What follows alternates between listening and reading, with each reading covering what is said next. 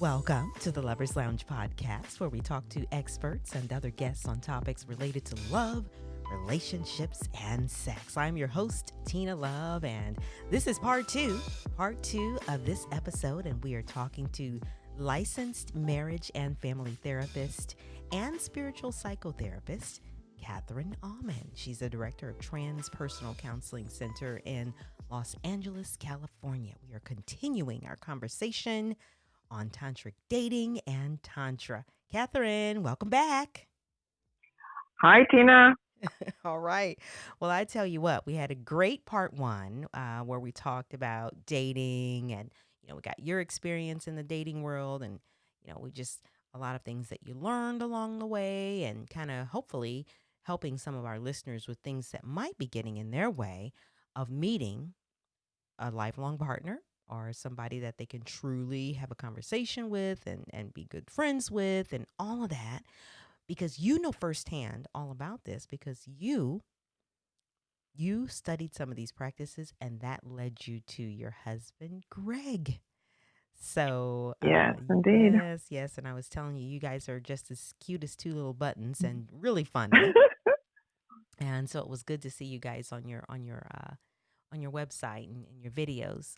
So, how did you know that Greg was the one? How did you know? Well, as I talked about in part one, I had been dating for 3.5 years, and I was really examined heavily. I'd been dating all my life, but I was dating very heavily after a divorce, after I got over a divorce. Mm-hmm. Really determined to find the one and really determined to figure out what I was doing wrong. So by the time I met Greg, I was very attracted to him, and I saw that as a potential red flag because I, in my life, have been very attracted to people, gotten involved with them because of that, and then the person was abusive or unkind. I came from a difficult childhood, so Right. I learned to read the signals wrong. And so if I was very attracted to someone, I knew that I needed to go slowly because I needed to make sure that that wasn't chemistry, so to speak. I always put quotations around that word chemistry. I wanted to make sure that that chemistry was something real. Right. So I slowed it way down, and I followed my own advice, which we often throw out the window when we're really attracted to somebody, which is, don't go out more than once a week and at the beginning, and don't text more than once or twice a week, and so on, and just really slowed down and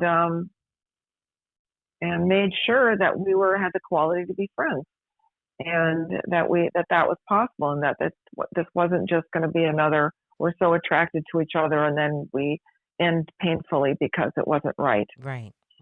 And I was going to say that chemistry and that attraction wasn't all it was to it, but that it was a well-rounded organization, not organization, I'm sorry. Exactly. A relationship, because you're not only was the attraction and chemistry there, but, the friendship and everything else is there also. That's what I mean by the well-rounded.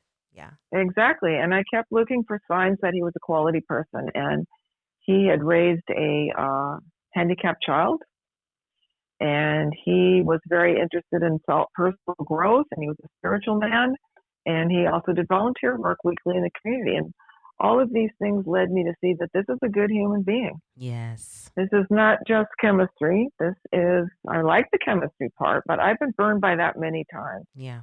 So I could see this was really a quality human. Yeah. And I can see that too. He does seem like a really nice guy. So now, and it's interesting because you guys work together talking about Tantra and all of this with people. So do you guys work together on workshops with couples and everything? We do. We really learn so much together from, having difficult paths and learning how to make a relationship work, how to have the greatest sex of our lives, even though we're older, which your sex life is supposed to go down as you get older, and that doesn't have to happen either. That's right. And it can be better than ever. And that doesn't mean you had lousy sex when you were young either. It could actually I'm sure for some listeners it's the first time they've ever heard this, but I just want to say loud and clear, it can get better and better and better and better. That's good. And you don't have to go to sleep. And we really wanted to share with people some practices that we'd learned and figured out on how to have the best relationship of your life. Catherine, I am so So we glad to hear you say that because, I talk about on other shows, episodes anyway, and with other guests on the fact that, oftentimes I feel like as people get older, they start to think, well, that part of my life is over, you know what I mean?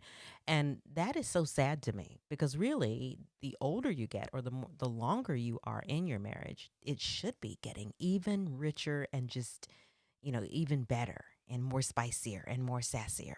So, if that's a exactly. word, but anyway, Yes, I'm really glad to hear you say that. And I hope that, some of our listeners, if they are older, they will become inspired and understand, when we talk about Tantra, that they can practice this and become even better in their relationships.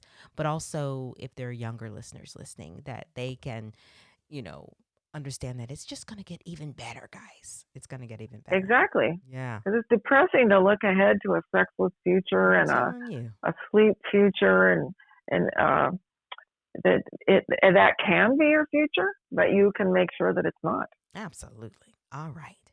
Well, so now let's talk about Tantra. I'll be honest. I'd heard about it. Don't know that I quite understand it fully. So that's why I wanted to have you on so you can really talk to us, talk to the listeners, talk to me about what it is. You mentioned psychedelic integrations of sex. And so I'd like to kind of have you talk about that. I want us to take our time because I know that taking our time is very important in this discussion as well. So, yeah. I've been doing my research. Anyway, so let's talk about Tantra. What it is, first of all. Well, that's great. Tantra is actually a philosophy or a worldview that all is sacred.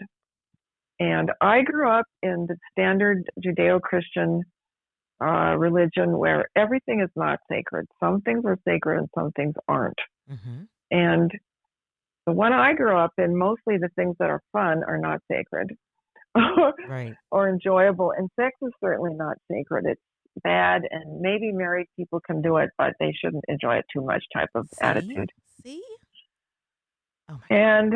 And obviously all religions aren't like that, but a lot are. And Tantra is a worldview that everything is sacred, and it's us that aren't seeing it that way. And sex is sacred. So because they saw sex as sacred, that of course alarmed everyone who didn't think it was sacred, and it became known as the sex church or whatever. Mm-hmm. And for a lot of people, they kind of use Tantra as a marketing thing. I know a lot of prostitutes say they're tantric and so forth, and maybe they are, but that's not what we're into. We are very sex positive, but it's basically about a worldview where love is possible everywhere, sex is beautiful. Let's take our time and enjoy it. If we think it's not sacred, let's try to make love in a way where we remember that it's sacred. Let's not use people for sex. What I find, Tina, the most revolutionary thing you can do. Sex is everywhere now. It's in the media, it's on TV, it's in movies. But the kind of sex that it's not okay, you can see kinky sex, you can see abusive sex, you Right. can talk about child porn, you can talk about all these topics. You can't really talk about sex and love together. People get very alarmed. Right. You don't really see in movies a couple that's been together for a long time enjoying a beautiful sexual experience. It's all got to be people who are just meeting each other, hit and miss, high chemistry, kinky, people getting hurt by sex. But sex and love is very taboo. Isn't that something? Yeah. Now that you mention it, Well, you're right. I mean, it's always like that in these movies, sitcoms, whatever it is. It's these slam bam, thank you, ma'ams, and keep on going kind of yeah, things. which is it's just kind of exciting, but it's not sustainable. Yeah. And so we're being offered pictures of a sex life that's not sustainable. So in Tantra, we want to develop a type of love making that gets better over time, that's always sustainable, that doesn't get boring, and that is honoring the sacredness of our partner, honoring what's beautiful about them and not focusing on what's not beautiful. Um, so a lot of the tantric practices are about how to have a kind of sex that fosters love, that isn't over quickly. Um, the average length of time, I don't know where they get these statistics because I know nobody's ever asked me or you, but the average amount of time that people have sex worldwide is 3.5 minutes. Right. And amongst a little more educated type of people, it's actually about 20 minutes, which, 20 minutes of sex is good. I'm not saying it's not. But in Tantra, we cultivate sexual practices that could be an hour, 2 hours, Yep. 3, 4, 5, a whole day Yep. of making love. So, yeah. And I was going to say, let me and say something because I know that sure, when people please. hear that, they're like, what? 2 hours for how in the world? But the more Catherine talks, you're going to understand what she's talking about because I know that initially when I heard her say that, I was like, huh? Who can last that long? But there's some more to this, right, Catherine? So Oh yeah. um, so, so I want us to break this down. So, continue. Let's talk about how we make this love making ongoing. Well, part of it is a whole mindset of not being. So what we're taught in mainstream sexuality is that the goal is the orgasm, Right. and we're trying to get to the orgasm, and everything is headed towards orgasm. That's the big prize. And orgasms are great. I'm not trying to say they're not. I'm not trying to say people shouldn't orgasm, but there are other ways to make love that aren't headed towards orgasm. And orgasm is not seen as the big prize. Orgasm is fine. And certainly we want to say that for a long time there was no focus on women's orgasm. So I think it's a great thing for women to develop the ability to have orgasms and for men to pay attention to that and so on. In Tantra, we're interested in how are we making love in this moment if we're not headed towards an orgasm. So we really don't really see anything foreplay. We don't even have that concept because that implies that the rest of this stuff is less important than getting to the orgasm. Stroking and touching and massaging is all something we're trying to get through on the way to get aroused enough so we can come. And in Tantra, we're like, hey, let's just hang out and massage for a long time. Mm-hmm. What if I just stroke you right here for a long time? What if we touch each other sexually without the intention to try to get you stimulated enough to have an orgasm?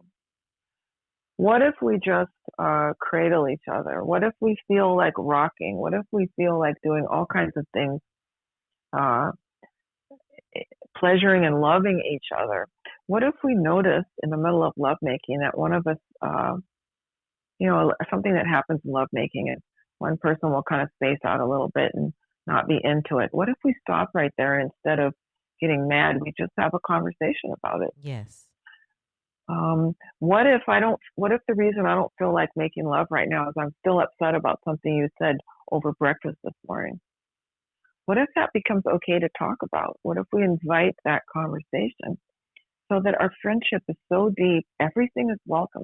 If we have this tantric attitude that everything is holy, then everything is sacred, then I want you to share your deepest feelings with me, your hurts. So maybe you come to me and you want to make love and I say, I don't really, not in the mood. And we say, let's talk about that. If you're not in the mood, that's fine. But why are you not wanting to be close with me? Oh, you said that thing this morning and I thought you were criticizing me. We talk about that because that's in the way of us making love. Mm-hmm. So it's all these practices of conversation about anything that's upsetting us, taking our time, not trying to get anywhere, loving and pleasuring each other for hours is possible. All right. I Yeah. don't know. I don't know if that's making sense. No. Um, No, I think it totally makes sense. and Because yeah, I was gonna say this because kind of I was gonna say because I feel like if you do that, that can set up an atmosphere where you can have an even deeper connection so that, when you do become physically, having sex or whatnot, I would think that it's just going to make you closer, add to the experience, make it even better because now you've cleared all of this, whatever it was that was up there and out there that we're thinking about, and you're totally mindful and you're totally in it, together, if that makes sense. Exactly, exactly. And it builds an ongoing intimacy that gets deeper and deeper and deeper. And it's the intimacy that we've all been looking for and trying to find and not finding. So even on a daily basis, you can be building deeper and deeper and deeper intimacy as your partner feels more and more safe to tell their true feelings, uh, express themselves, let go more sexually, um, get closer and closer. When I work with couples, when I have couples as clients, one of the things we talk about sometimes in the very first session is, would you guys like to have a relationship where you both felt free to talk about anything you wanted to talk about? To bring up anything you're upset about? Would you like that kind of relationship? Almost everybody says, God, I would like something like that. So then we start working on how can we make that happen, because that's going to show up in a person's sex life, love life, whether or not you feel free that you're welcome to bring up anything you want. Hmm. Kind of goes So I back to, really I was going to say, kind of goes back to what I was saying in part one about being accepted for who you are fully, being your fully, total, fully, yourself. That kind of reminds me of that. Yeah. exactly. And that's what everyone wants, be fully accepted. So that's part of when we say creating your soulmate. It's like into our relationship, we build these soulmate type things that we've always wanted. We've always wanted to be accepted for totally who we are. So we say, can we have an agreement that we can talk about whatever we want to talk about? Because that's something I want in a soulmate relationship. Yes. So we have that agreement. Of course, it's challenging to put it into practice, but so sometimes Greg and I have to remind each other, hey, remember we said we could bring up anything. Oh, you're right. So I want you to bring that up. One of our videos is called Thank You for Bringing That Up, because we've learned to say to each other, if Yeah. we bring up something like for example, if he'll say, honey, you were a little crabby at breakfast this morning. I go, don't feel good to hear that, but thank you for telling me. Yeah. Yeah. Thank you for telling me, because I don't want to be that kind of person. I want to be your soulmate. I don't want to be crabby at breakfast, you Yeah. know? Yeah. That sounds good. And just clearing the air and then you can go on.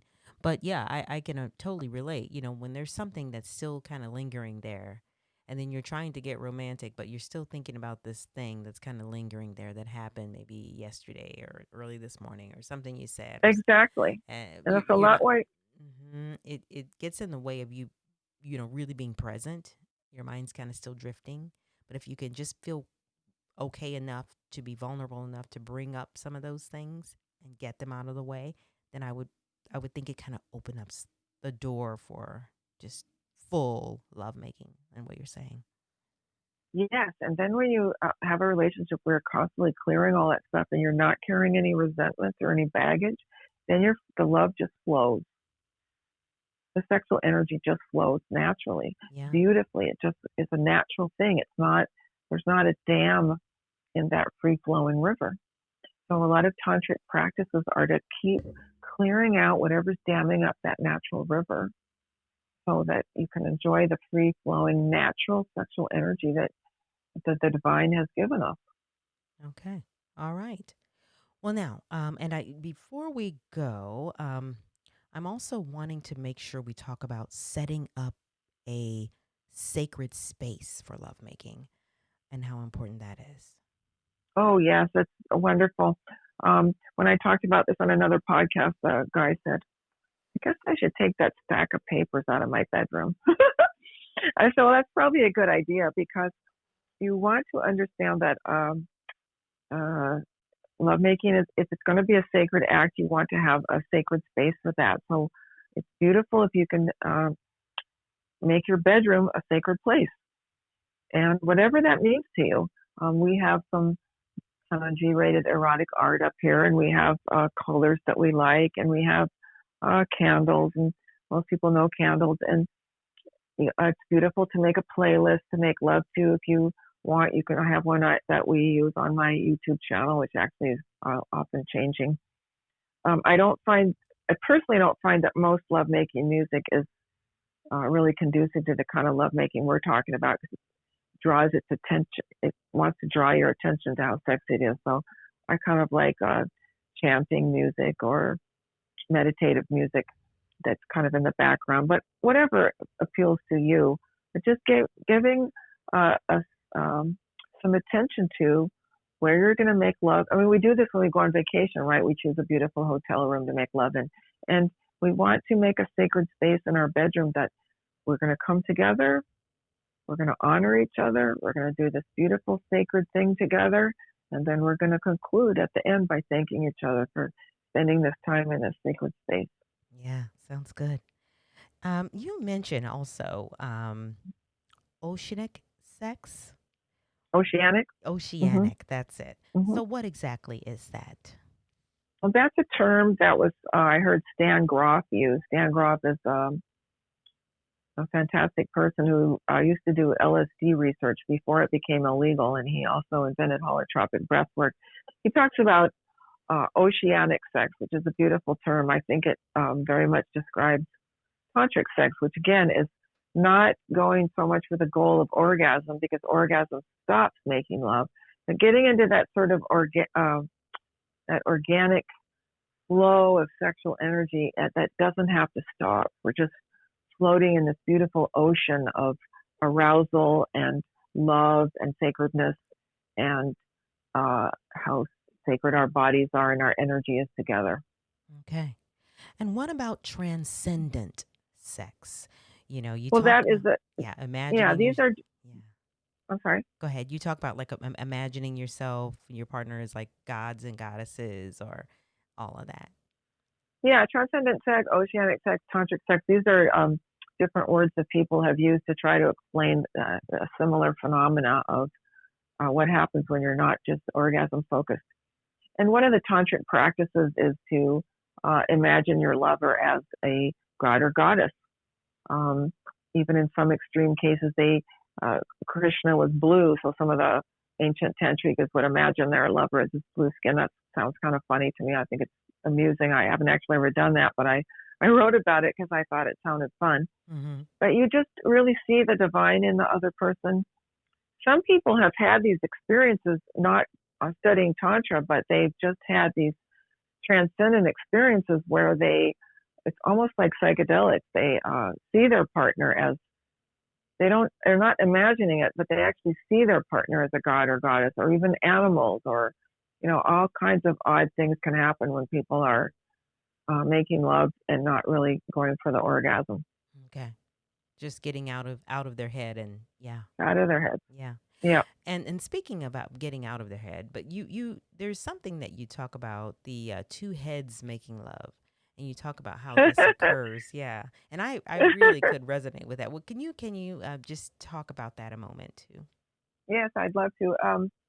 Most of us are walking around as heads disassociated from our bodies, and this split was fostered by the Judeo-Christian church, that the head in heaven is heavenly and the body is sinful, and so on.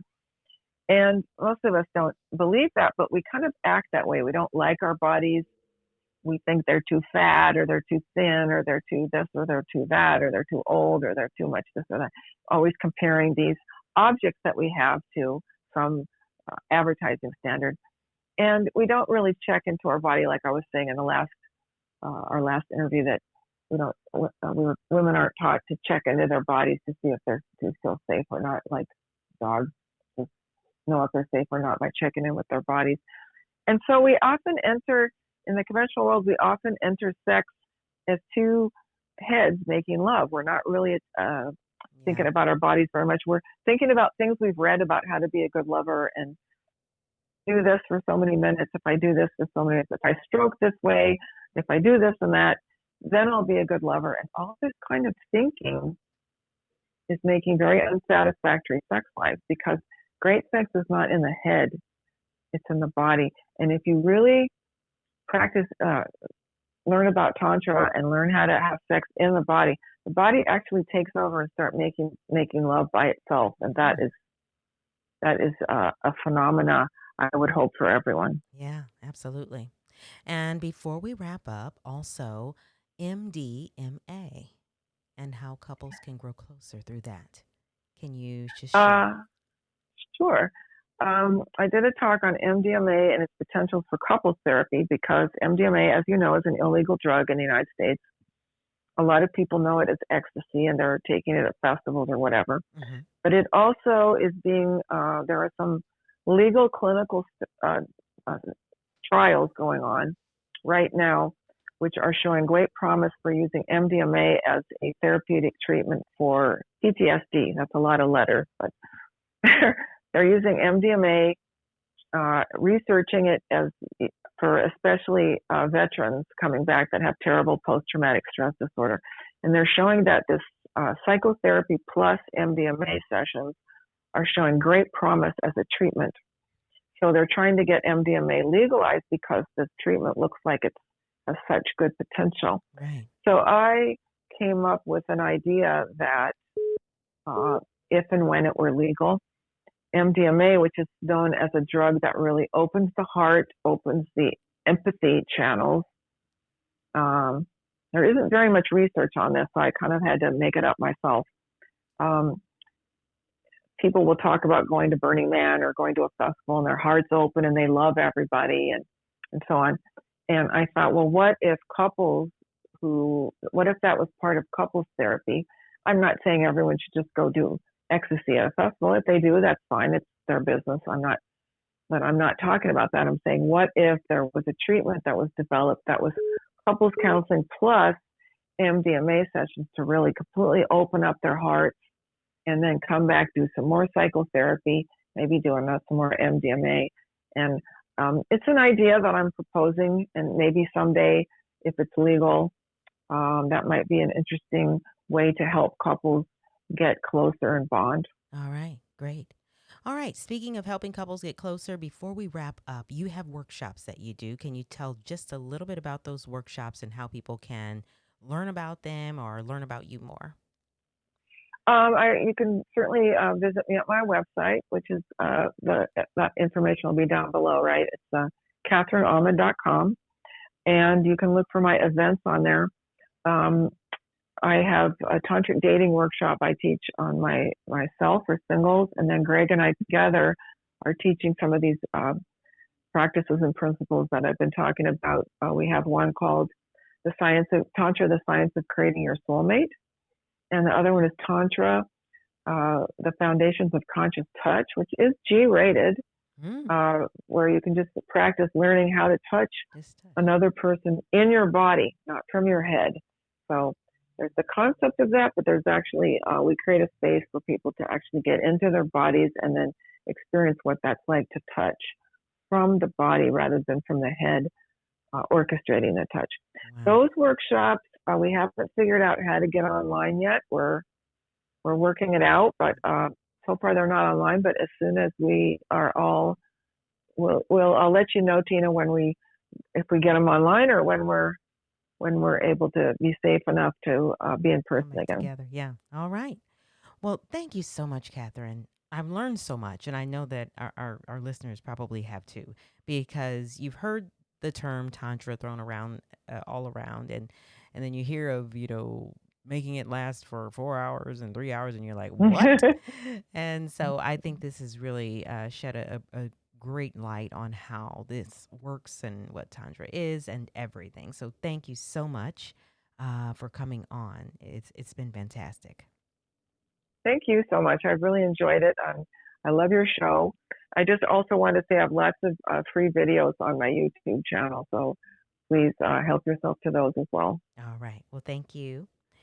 Okay, and listeners, thank you so much for listening to the Lovers Lounge podcast, where we talk to experts and other guests on topics related to love, relationships, and sex. I am your host, Tina Love, and until next time, peace. And of course, don't you forget,